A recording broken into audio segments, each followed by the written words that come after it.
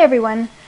In Node 3 we're going to briefly discuss dip switches. We use them in Unit 3 for our simple I/O circuit, and we're also going to discuss the simple inverter just a little bit more and how to create those out of NAND and NOR gates. To start with, let's just talk about the dip switches for a minute. DIP stands for dual inline packaging. And so when I talk about your dip switch, I could be talking about the individual switch or the package as a whole. For your labs, you'll have the basic 4-position dip switches, but that dual inline package means that we have 4 of those switches in a single package. These are manual electric switches packaged with others, and there's different types: rotary, slide, and rocker type switches.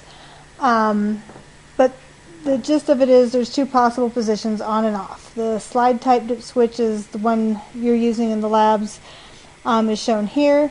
And then the rocker type is also very similar, but there's 2 possible positions on and off for those devices. Moving on to our inverters, recall from Unit 3 that we use a 74 LS04 hex inverter IC to drive our LEDs for our output circuit.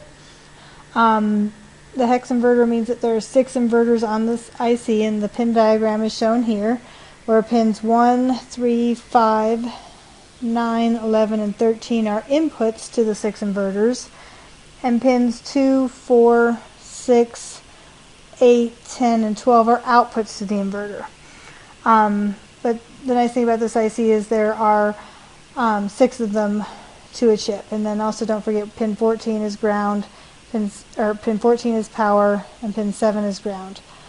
Also remember that the notch here should be to the left, to your left-hand side. There's often words in the middle of the IC. Sometimes I can read them, sometimes I can't, but they should be readable from left to right with the notch on the left-hand side, because that lets us know that the pin at the bottom left is pin 1, and they number upward in a counterclockwise fashion. The inverter is a basic gate, but we can also create those basic gates using NAND and NOR gates. Remember that I called them universal gates because they can be used to create any other type of gate.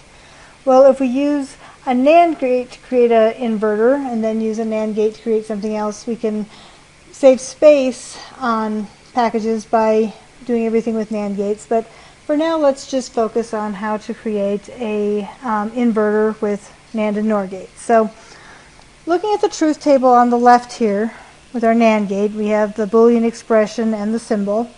If we look at this truth table and we utilize the first and last rows of the truth table, we see that if the inputs are the same, we're going to get the opposite out. So if both of our inputs are zeros, we'll get a 1 out. If both of our inputs are 1s, we'll get a 1 out, which tells us that we can create an inverter from our NAND gate by simply tying the inputs together.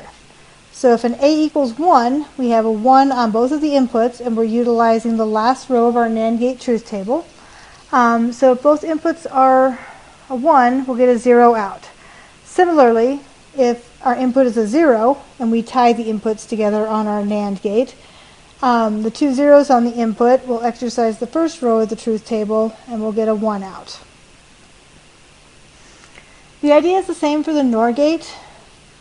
If we notice that, again, if the inputs are zeros, we'll get a 1, and if all the inputs are 1s, we'll get a 0. What's going on in the middle really doesn't matter, as long as to utilize the NOR gate as an inverter, we simply have to just tie the inputs together just like we did with our NANDs.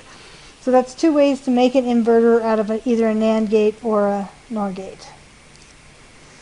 So for this unit, we don't really have an online assessment, but there is a discussion I'd like you to go complete. So once you have that done, we will move on to Node 4, which is De Morgan's theorem, and we'll actually get to do some simplification and move on to our project.